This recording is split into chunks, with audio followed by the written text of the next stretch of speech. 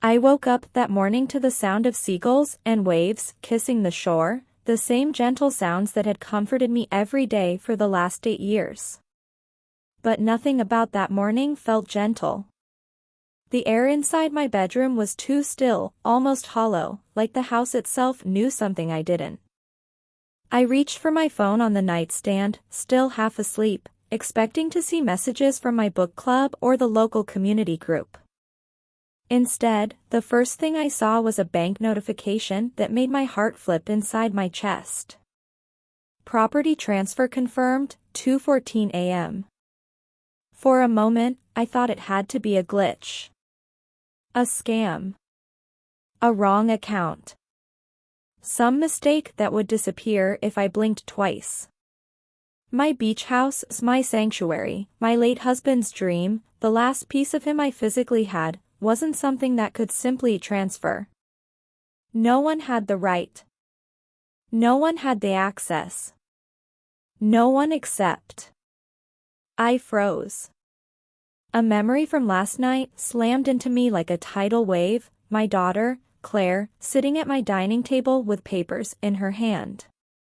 She had smiled too wide, talked too fast, and kept saying, "Mom, these are just insurance updates.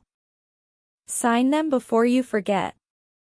I had been drowsy from my medication, a little foggy from the long day of gardening. She'd assured me it was nothing serious.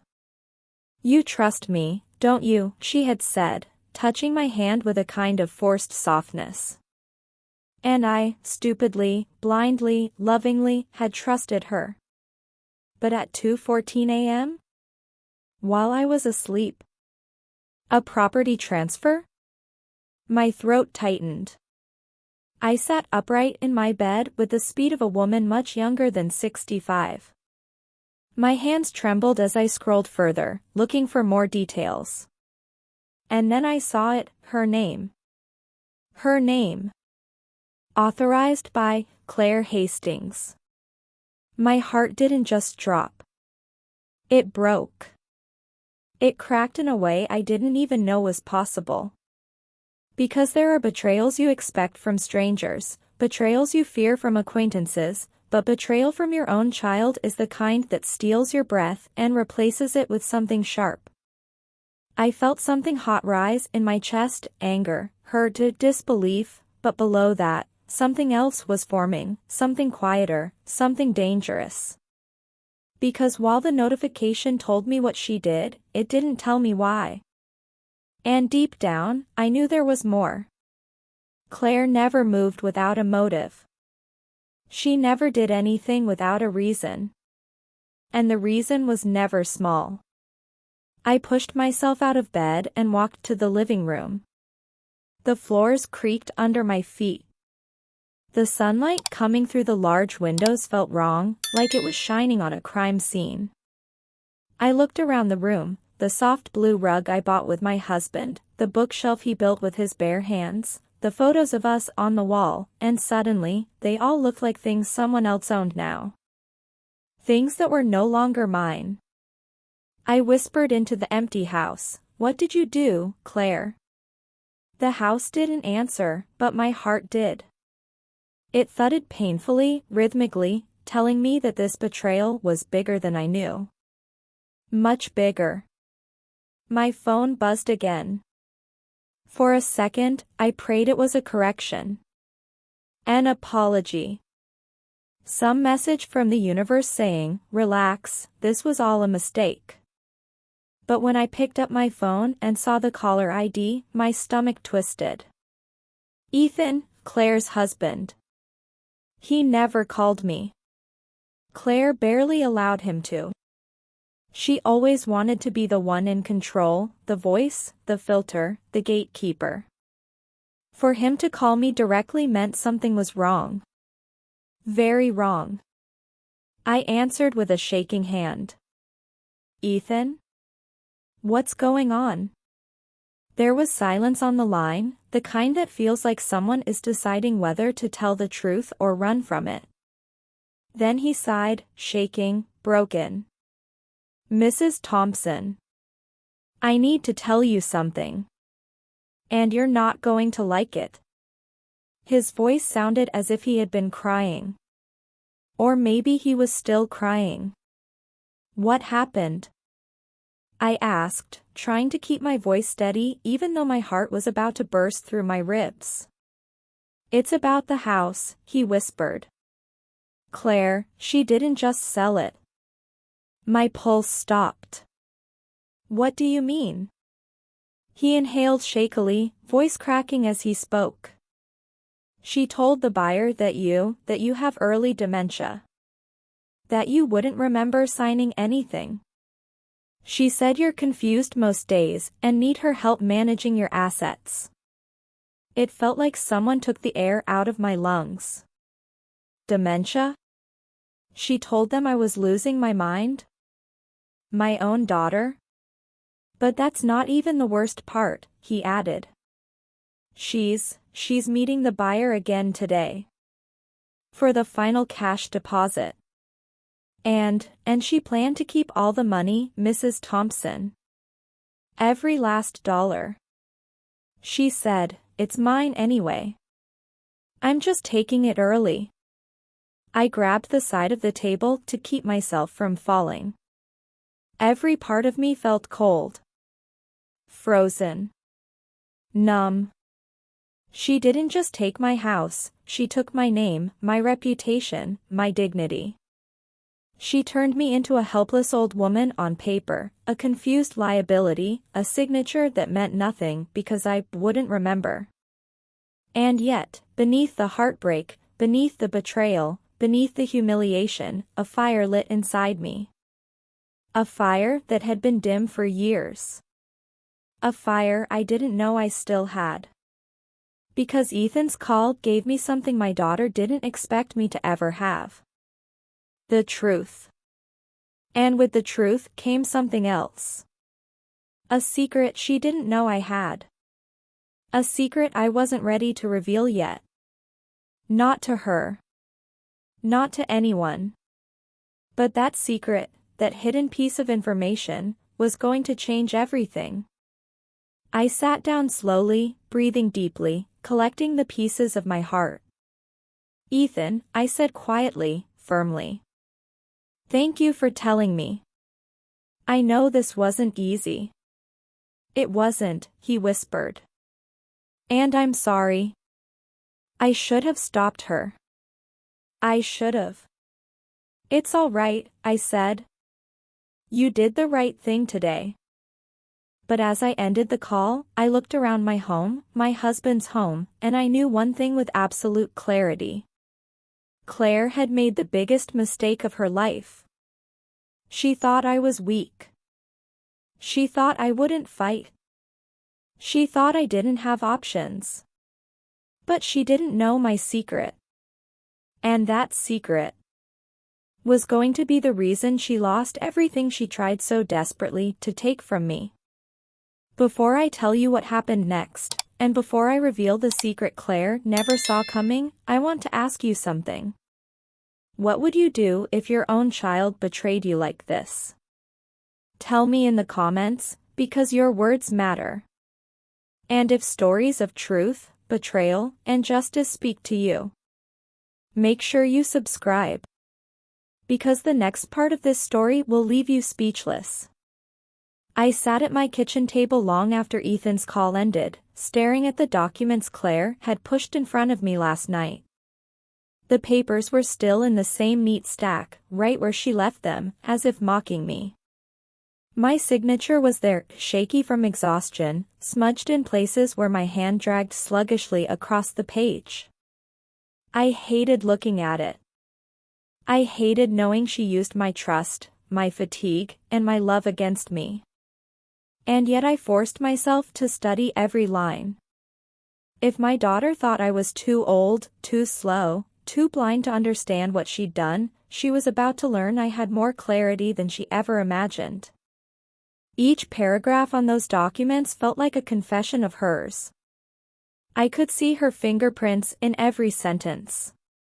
Clauses granting her temporary financial authority.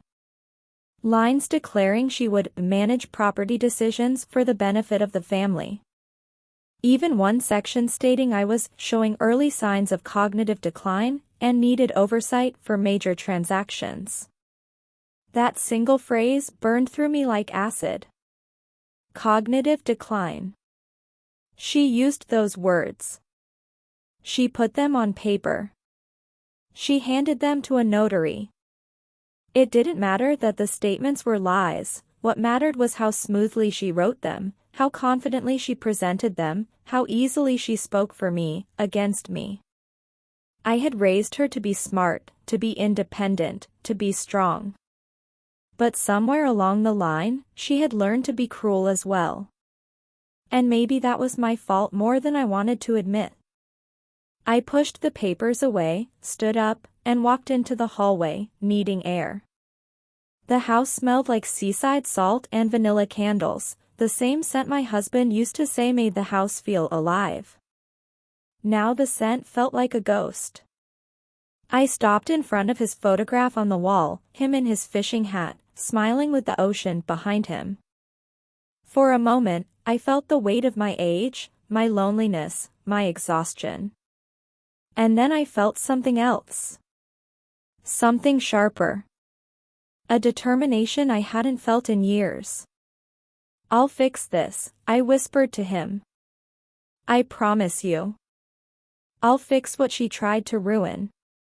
With that, I grabbed my purse, my keys, and the folder of documents Claire had weaponized against me. I didn't have a plan yet, but I knew where I needed to go first, the county records office. If the transfer wasn't fully approved, there would still be time to freeze it. I just needed to move before Claire got her hands on the buyer's cash. The drive into town felt surreal. My palms were sweating against the steering wheel, and every red light felt like a warning. I kept replaying Ethan's words in my mind. "She told the buyer you have dementia." The audacity. The cruelty. The ease with which she reduced me to a confused old woman. And yet, beneath all that anger, there was a sadness too, a deep, aching sadness that made me wonder how long she had been capable of this.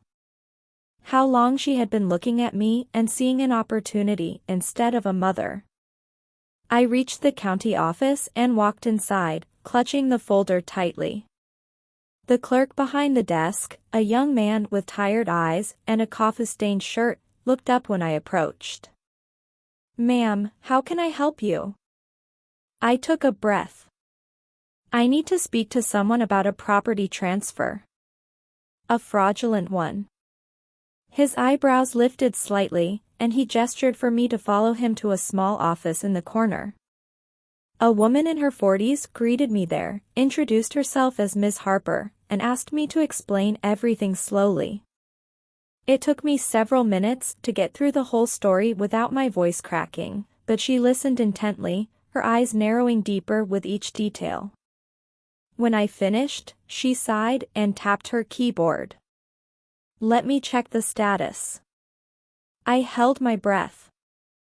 Finally, she looked up. "You're in luck. The transfer is pending. It hasn't been finalized yet." Relief washed over me so heavy I had to grip the chair to stay upright.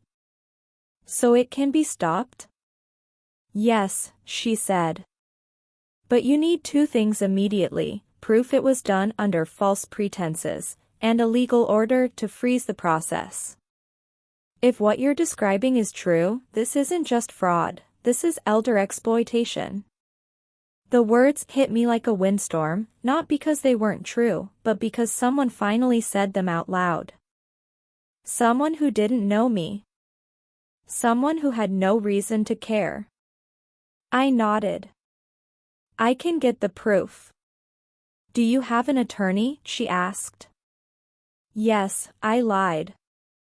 I didn't yet, but I knew exactly who I would call. As soon as I left the building, I headed straight to my car and dialed the number of the one person I trusted, Thomas Weber, my retired colleague Diana's son. He wasn't just a lawyer, he specialized in family financial abuse. "Mrs. Thompson," he answered. Is everything all right? No, I said. And I'm afraid I only have a few hours before everything gets worse. I told him everything, every detail Claire had buried, every lie she had told, every signature she had stolen. He didn't interrupt once. When I finished, there was a long silence on the line. Meet me at your house in 30 minutes, he said. Bring every document she gave you. And Mrs. Thompson, don't speak to your daughter until we understand exactly what she's done.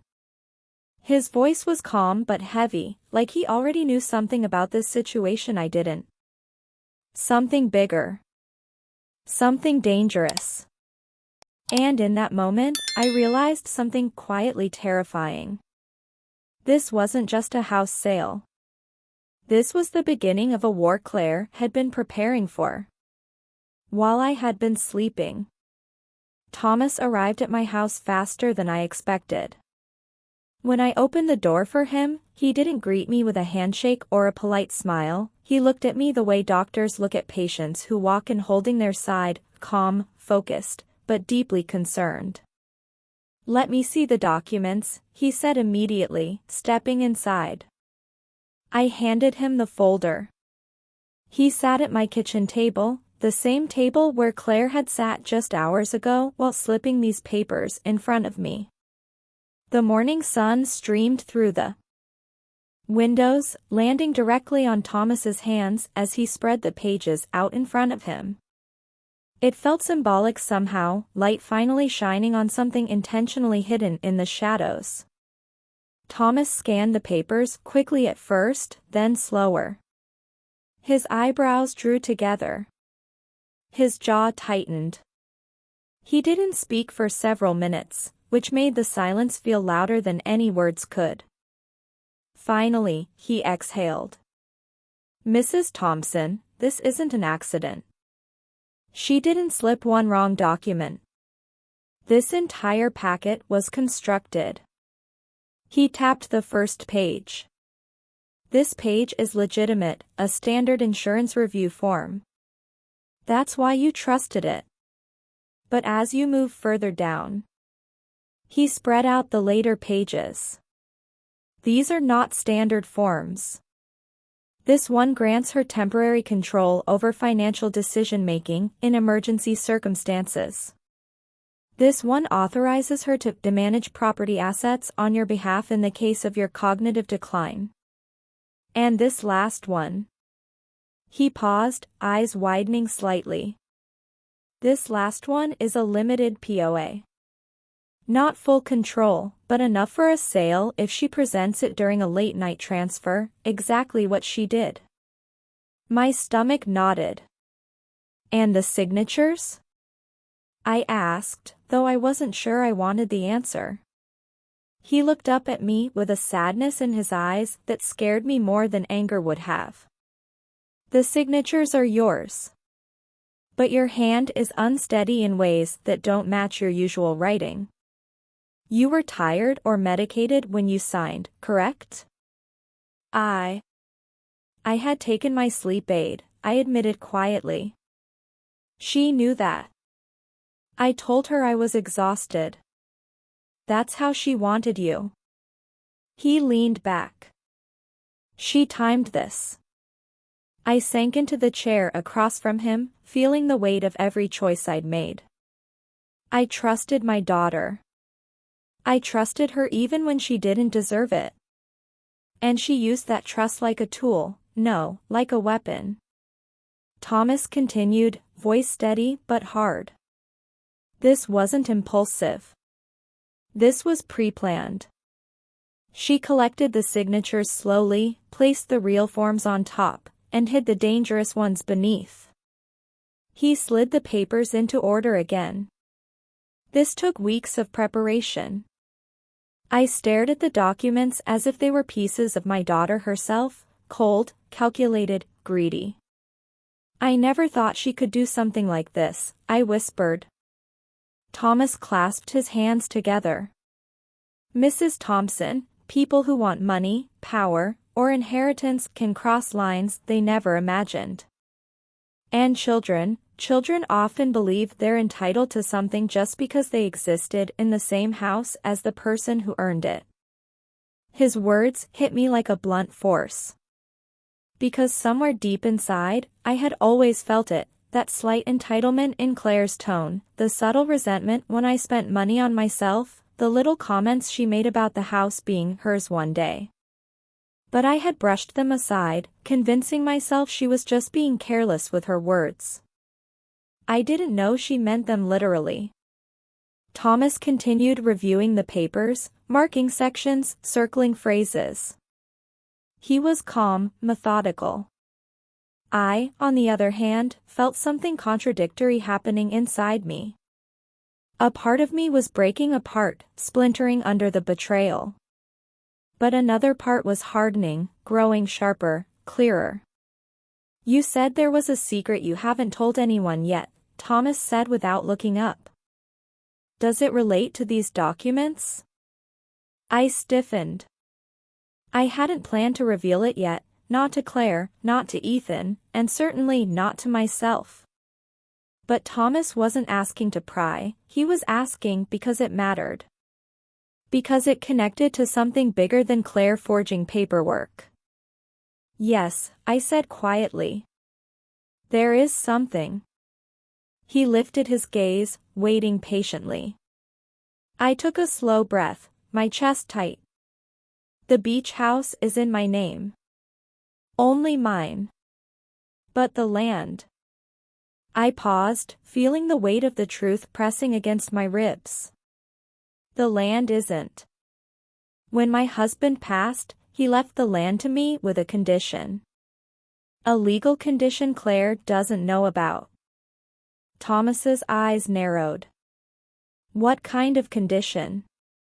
It can't be transferred without a direct mental competency evaluation. By the courts. Not by a doctor, not by a family member. Only a judge can approve the transfer of the land. And the house is tied to the land title. They're linked in a way that makes any sale invalid without that clause being met. Thomas's expression shifted. Relief. Shock. Strategy forming behind his eyes. Mrs. Thompson, he said slowly, that means even if Claire got your signature, even if she showed the buyer a POA, even if she forged the narrative about dementia, she still can't legally sell the property, I finished. Yes. He tapped the table. Yes. Exactly. The sale is invalid by default. It is legally impossible without a judge's approval.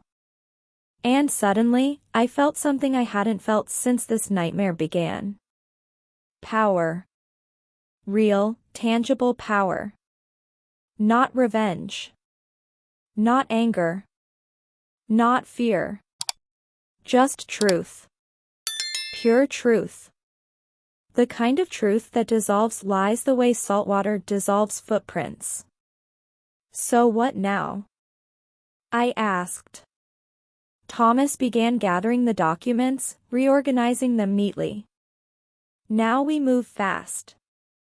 We file an emergency injunction to freeze the transfer. We notify the buyer that the sale is illegal. We prepare for Claire to retaliate, because she will. She will panic and she will escalate. And Ethan? I asked softly. He's our witness. A strong one.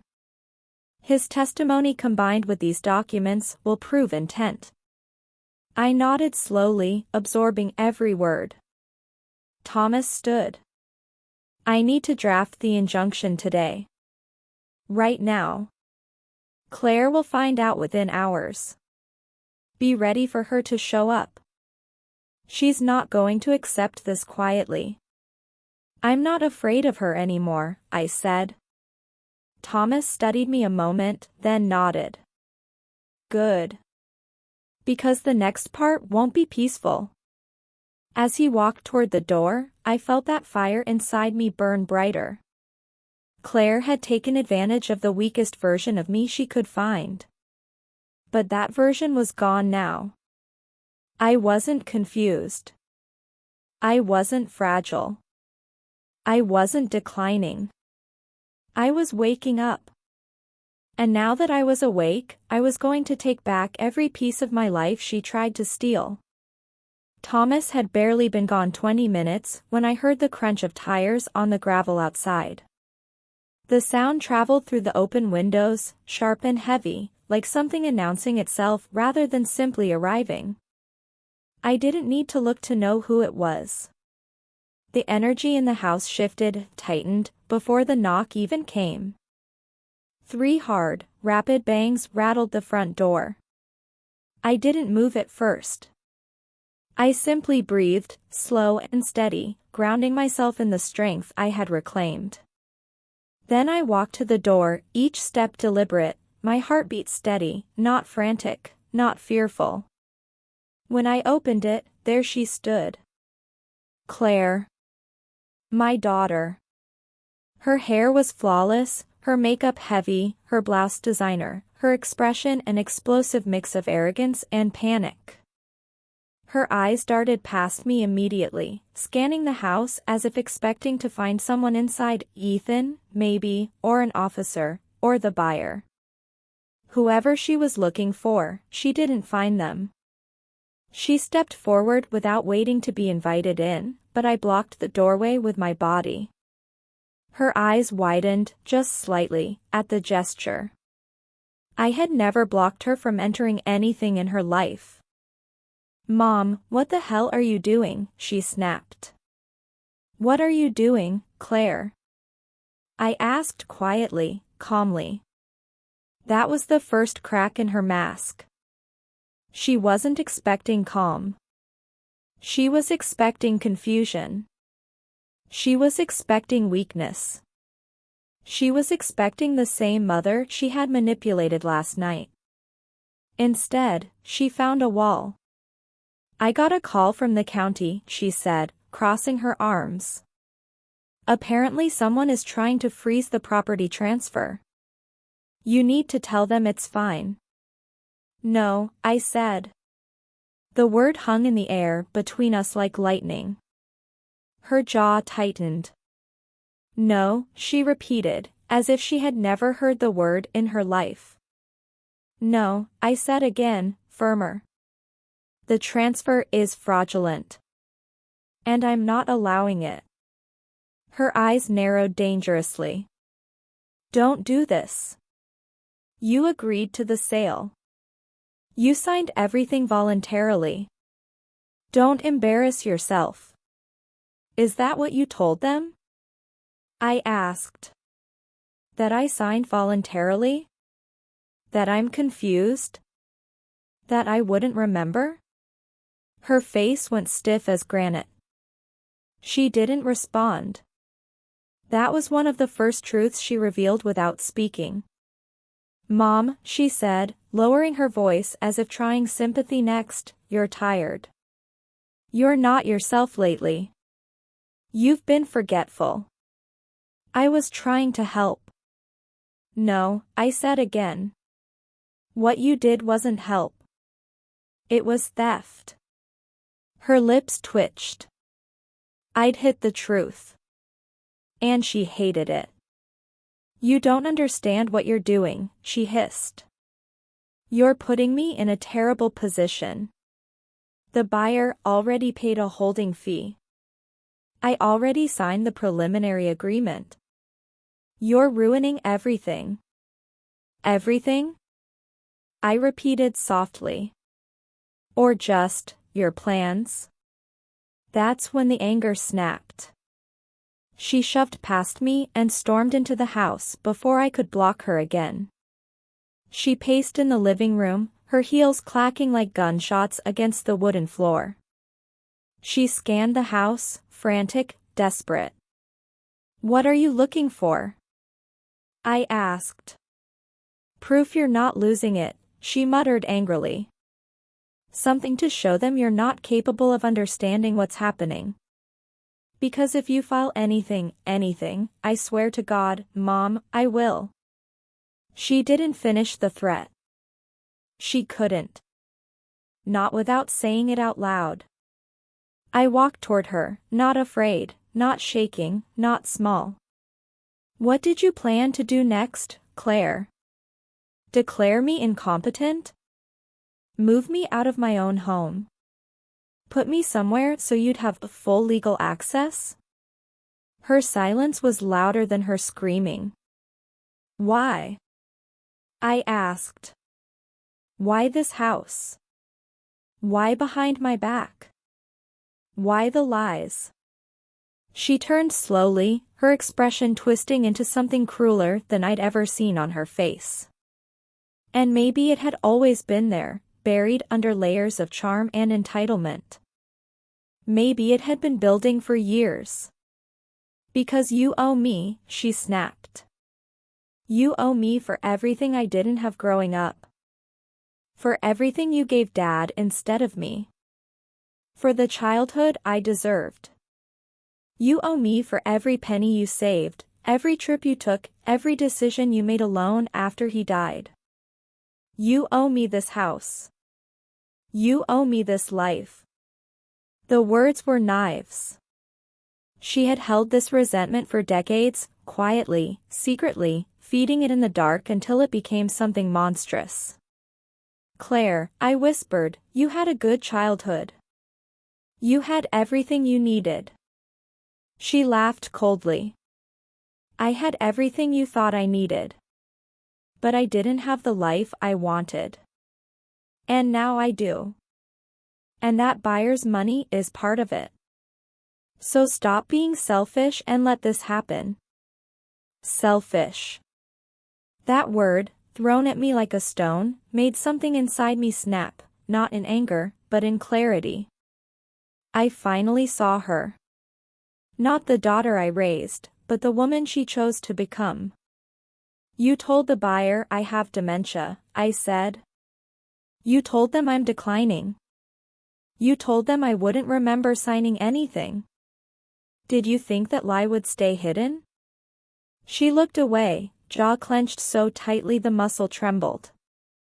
Silence again, another confirmation. Have you forgotten, I asked slowly, that the land under this house can't be sold without a judge's evaluation? Did you even know that?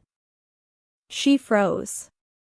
It was the first genuine fear I'd seen on her face since she arrived.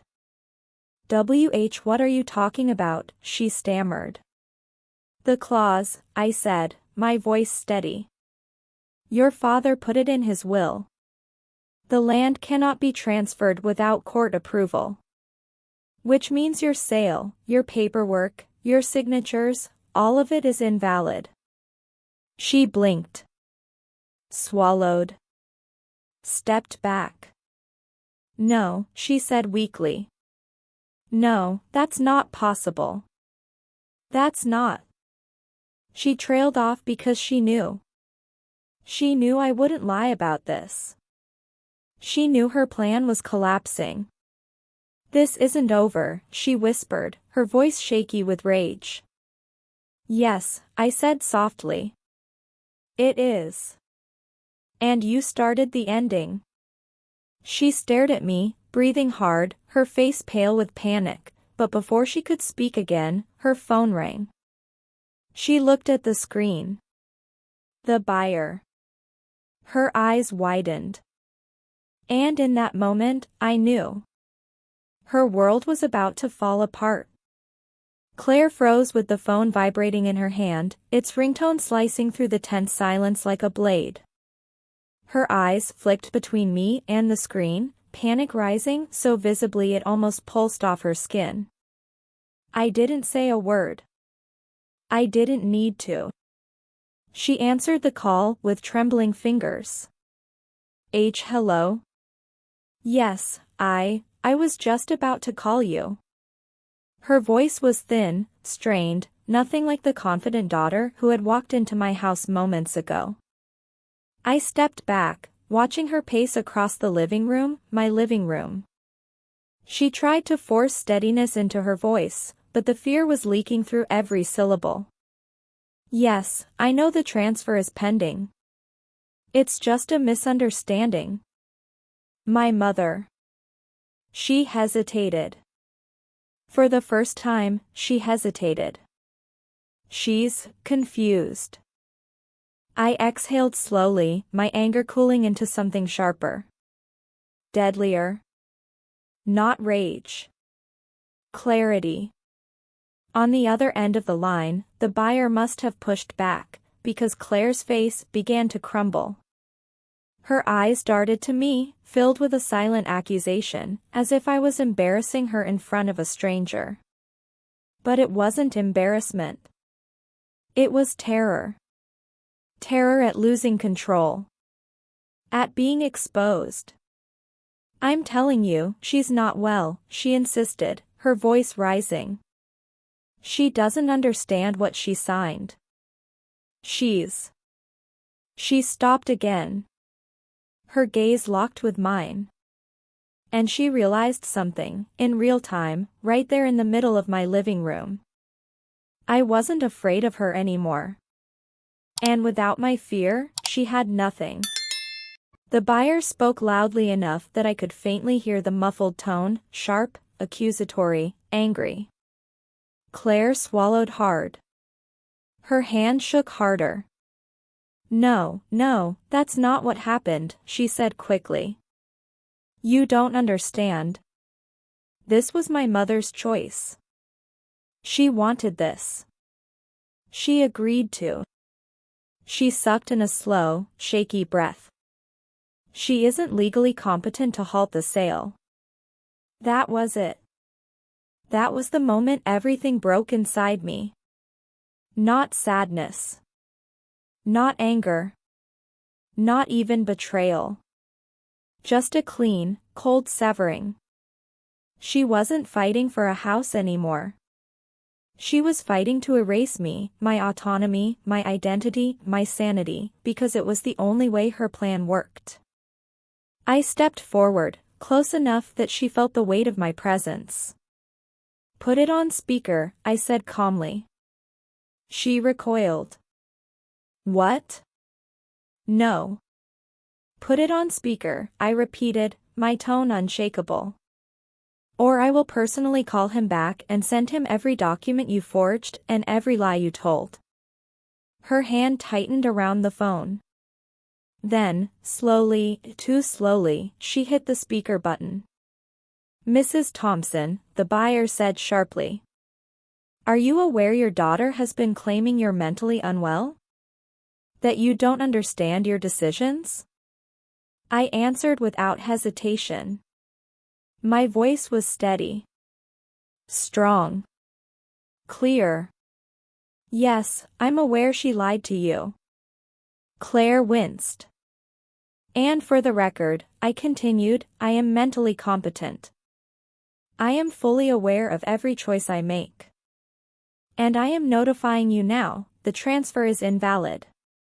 The sale cannot proceed. Any documents she provided you were obtained under duress and misrepresentation. There was silence. Then a deep sigh on the buyer's end. I suspected as much, he muttered. Her story didn't add up. His voice hardened. This deal is off. Completely off. And I may be reporting this to the authorities. Claire's face drained of all color. No, wait, please, she stammered, dropping the confident tone entirely. Please, don't do that. It was a misunderstanding. But the line went dead. The moment the call ended, Claire collapsed onto the couch, her hands covering her face. She didn't look like my daughter anymore. She looked like a woman whose empire, built on lies, coercion, and entitlement, had collapsed under its own weight. What have you done? She whispered through her fingers. What you made me do, I corrected softly. She looked up at me with watery eyes, not tears of guilt, but tears of consequences. Mom, you don't understand. I needed the money. I needed it. You don't know what we're going through. No, I said. You never told me. You just took what wasn't yours. She shook her head. You don't understand. You don't understand what it's like to feel like everyone else got ahead except you. That life was unfair to me. I lifted my hand. Stop. She went silent instantly. You didn't do this because life was unfair, I said quietly. You did this because you thought I was easy to manipulate. You thought I wouldn't fight back. You thought I was weak. Her lips trembled. She didn't deny it. You used my love for you, I continued, as permission to betray me. Mom, please. No, I said sharply. No more. You crossed a line you can't uncross. She stood, her breathing uneven, her eyes swollen with anger. You're ruining my life. And you tried to steal mine. She opened her mouth, but nothing came out. She had no defense left. Only guilt, fear, and rage swirling together like a storm with no direction. Then, suddenly, her phone buzzed again. Ethan. She stared at the screen but didn't answer. Talk to him, I said. Because you're going to need him. And he's the only person left who's still willing to save you from the mess you made. She stared at me for a long moment, a look that was part hatred, part desperation, part realization that she no longer controlled anything. Then she walked to the door without saying a word. But as she reached the doorway, she turned around. This isn't over, she whispered. Yes, I replied, my voice steady as stone. It is. And now the law will confirm it. She left, the door slamming behind her like thunder.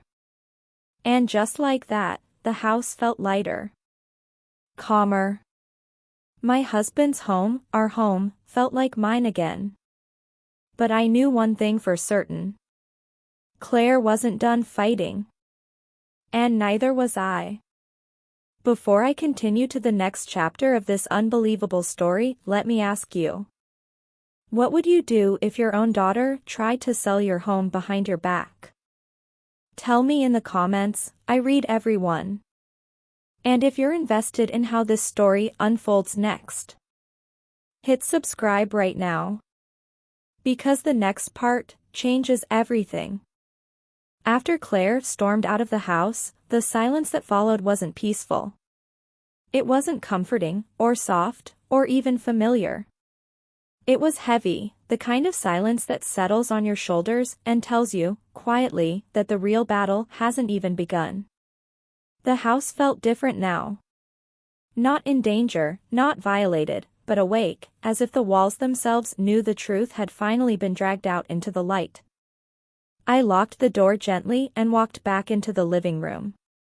The papers Claire had tricked me into signing still lay on the table, scattered from where Thomas had reviewed them. They looked harmless again, white sheets with black text, nothing more. But now I knew what they were. Weapons. Disguised as paperwork. Sharp enough to destroy a life. I gathered them carefully, putting them back into the folder, not out of sentiment but out of strategy. Thomas was right, Claire wouldn't accept this quietly. She had already escalated once. There was no doubt she would escalate again. As I sat down, I replayed her words from earlier. You owe me. You had the life I deserved. This house should have been mine. They echoed through the room like poison dripping slowly into water, spreading, dissolving, staining everything it touched. I couldn't decide what hurt more, the betrayal she committed last night, or the resentment she had carried all these years without ever saying a word. I placed my hand on the arm of the couch, my husband's favorite spot, and for a moment, I imagined what he would say if he could see this.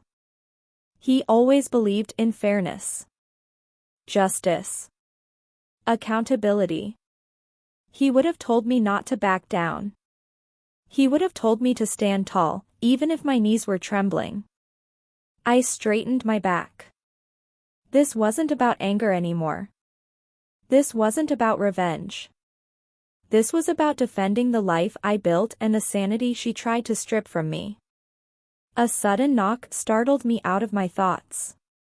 It wasn't loud or violent, just 2 firm taps. I opened the door to find Thomas, his tie slightly loosened, a stack of papers in one hand, determination in the other. I filed the injunction, he said without preamble, stepping inside. The county judge has frozen the transfer. The buyer has been notified professionally as well. Claire is officially blocked from doing anything further. But... He paused. There's more. He sat down and opened his briefcase. I went through the sale documents the buyer submitted. The ones Claire gave them. My stomach tightened. And? He slid a copy toward me. Your daughter didn't just lie, he said calmly. She forged a medical note. What? He pointed to a section signed under the name of a local clinic. A fabricated mental competency assessment. Stating you had early cognitive decline and needed familial oversight. I stared at it, disbelief washing over me. She forged a medical report? Yes. And that changes everything. He leaned forward. It's no longer just a property fraud case. This is now medical impersonation. Identity falsification. Potential elder exploitation. These charges are heavy, Mrs. Thompson. A cold wave traveled through me, not out of fear but realization. Claire hadn't planned a desperate shortcut. She had constructed an entire alternate reality. I also spoke with Ethan, Thomas continued. He came clean about everything. He gave me the messages Claire sent him. Including one where she admitted she needed to push the dementia angle harder to get the buyer to agree. I felt my throat tighten. She had actually said those words? Thomas softened his tone. I know this is painful. But we need all of it documented. I nodded slowly, my hands trembling but controlled. What happens now? Now, he said, we document the timeline. We collect every message, every voicemail, every bank notification, everything she's ever said that suggests intent. And we prepare for the court to ask the right questions. He reached into his briefcase again, pulling out a small digital recorder. I need you to tell your version of events. Calmly, clearly, step by step. Your statement will be the core of this case. I felt exposed for a moment, like someone was asking me to bleed in front of them. But I also knew this was necessary. I took a deep breath. And I told him everything. From the moment Claire walked into my house last night with her too perfect smile. To the moment I signed papers without knowing what they were. To waking up to a property transfer. To discovering the lies. To Ethan's confession. To Claire trying to force her way into the house. To the phone call where her world collapsed. Thomas didn't interrupt once. He simply nodded, occasionally writing notes, letting me speak until my voice grew tight and I had to pause. When I finished, he clicked off the recorder and sat back. This is strong, Mrs. Thompson, he said quietly. Emotionally strong. Legally strong. You spoke clearly, without exaggeration, without anger. That makes everything you said believable and powerful. I swallowed. What about Claire? She will try to defend herself, he said. She will claim she acted out of love. Desperation. concern. She will try to twist your age into weakness. She will try to manipulate the narrative. But she's already left a paper trail she can't escape. He opened another folder. Look at this. One by one, he showed me screenshots of her messages. Notes she wrote to the buyer. The fake medical note. The falsified signature page. The timestamp showing she submitted documents at 2:14 a.m. And each one was another nail sealing her fate. By the time this goes before a judge, Thomas said, the narrative will be crystal clear: you were deceived, exploited, and targeted. And the law does not look kindly on those who try to weaponize age as weakness. I pressed my hands together tightly, steadying myself. Thomas, I asked, do you think she'll face charges?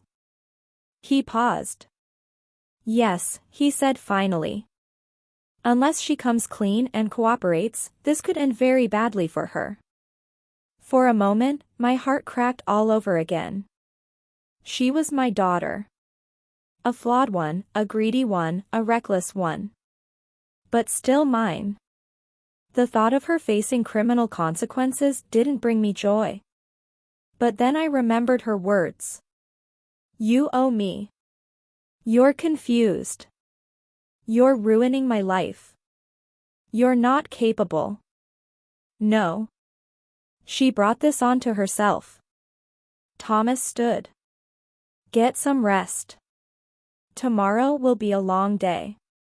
As he left, I looked around the quiet house again. For the first time in a long time, I felt something shift inside me. Not fear. Not grief. Not guilt. Strength. A strength I had forgotten I possessed. Claire had taken advantage of the weakest version of me.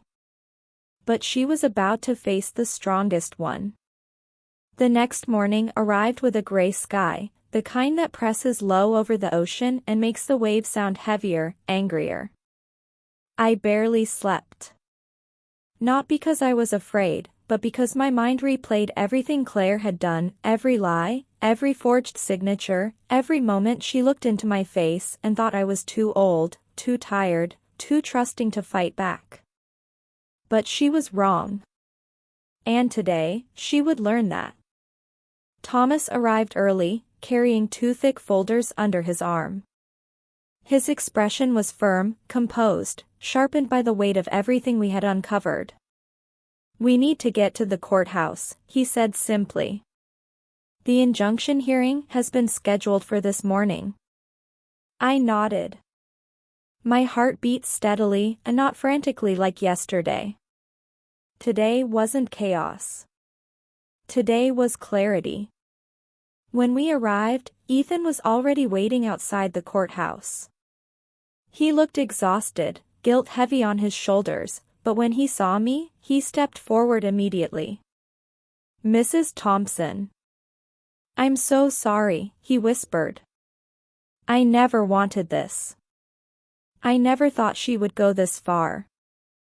Thank you for telling the truth, I said gently. It matters more than you know. His eyes softened with relief. Maybe for the first time, he realized someone still saw the good in him, even if Claire never did. Inside the courthouse, I expected a crowd, tension, noise, but instead, the hallway was still. Cold. Almost clinical. The judge assigned to the emergency hearing was known for being strict and uncompromising. Thomas had warned me, she will not tolerate deceit. Not even a little. We sat together at the long table, me, Thomas, and Ethan as witness. Claire entered moments later. And she looked different. Not polished. Not in control. Not confident. Her hair wasn't styled. Her makeup was smudged. Her eyes were swollen, red from crying or screaming, maybe both. She avoided my gaze when she sat at the opposite table with a lawyer she had clearly hired in panic, someone who didn't know the full story but charged enough to pretend he did. When the judge walked in, the room shifted instantly. Everyone stood. Everyone went silent. The judge took her seat and adjusted her glasses, her expression unreadable. "We are here to address an emergency petition filed by Ms. Thompson," she said, glancing at the documents. "The matter concerns a disputed property transfer, alleged fraud, and potential elder exploitation. Let's begin." Thomas stood first. He spoke calmly, laying out the facts with surgical precision. The forged medical note. The late-night transfer attempt. The falsified narrative of dementia. The stack of mixed documents Claire used to trap me. The property clause requiring judge approval. The buyer's statement. Ethan's testimony. Every word he said felt like a stone landing in a still pond, hard, undeniable, echoing outward. When he finished, the judge turned to me. "Mrs. Thompson, do you wish to say anything?"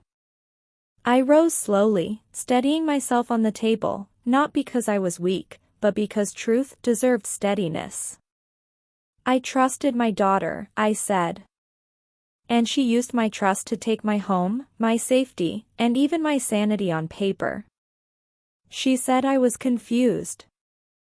That I wouldn't remember. That I wasn't capable of understanding my own decisions. But I am here today to say that I am present, I am aware, and I know exactly what she did." My voice didn't shake. Not once. The judge nodded once, her expression unchanged, but I saw something in her eyes, respect. Then it was Claire's turn. Her lawyer stood, clearing his throat. "Your Honor, my client acted out of concern. The paperwork may have been mishandled, but there was no malicious intent." The judge cut him off. "I've read the documents. I've seen the timestamps. I've reviewed the forged medical evaluation. I've heard the buyer's complaint. I know exactly what your client did." Claire's face blanched. The judge turned to her. "Ms. Hastings, stand." Claire stood slowly, trembling visibly. The judge's voice was steady but sharp as glass. "You knowingly falsified documents. You fabricated a medical condition for your mother. You attempted to transfer property that cannot legally be sold without court approval. You coerced signatures. And you did all of it while portraying yourself as a caregiver." She paused. Then her tone dropped lower, heavier. "This is one of the most disturbing cases of familial exploitation I have seen in years." Claire's breath caught. Her knees almost buckled. "Therefore," the judge continued, "the property transfer is void. Effective immediately." My chest loosened. For the first time in days, I felt like I could breathe fully. But the judge wasn't finished.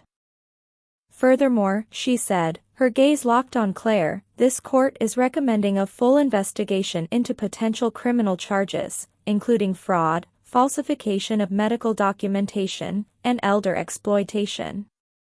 Claire let out a small, choked sound, half gasp, half sob. Her lawyer placed a hand on her back, but she pulled away, shaking. The judge turned to me gently. "Mrs. Thompson, your home is fully protected. And if you wish to file for a restraining order or additional safeguards, the court will assist." I nodded, overwhelmed, not by fear, not by vengeance, but by justice. Real justice. Claire collapsed into her chair, burying her face in her hands. The weight of her own actions finally hit her, not because she felt remorse, but because consequences had finally arrived. Ethan stepped closer to me after the hearing. She never thought it would go this far, he whispered. I know, I said softly. But she needed to learn. He nodded slowly, guilt still clinging to him, but there was something else too, relief, maybe even gratitude. Thank you for giving me the chance to tell the truth. Thank you for having the courage, I replied. Outside the courthouse, the cold air felt brighter. Lighter. I watched the ocean beyond the hill, waves crashing with a rhythm that felt familiar again. Safe again. Mine again. For the first time in a long time, I felt like myself. Not the fragile mother Claire imagined. Not the confused woman she pretended I was. But the woman I had always been. Strong. Capable. Awake. And as I walked toward my car, the truth settled into my bones. Claire didn't just underestimate me. She forgot who raised her. She forgot whose blood runs through her veins. She forgot that a mother's silence doesn't mean weakness. It means she's gathering strength. And I was done being silent. Before you go, I want to hear from you. Speech balloon. What should a parent do when their own child crosses a line this big? Would you forgive Claire, or walk away forever? Tell me in the comments, your voice matters more than you think. And if you want the next chapter of this unbelievable story, hit subscribe. Because what happens after this court decision will shock you even more.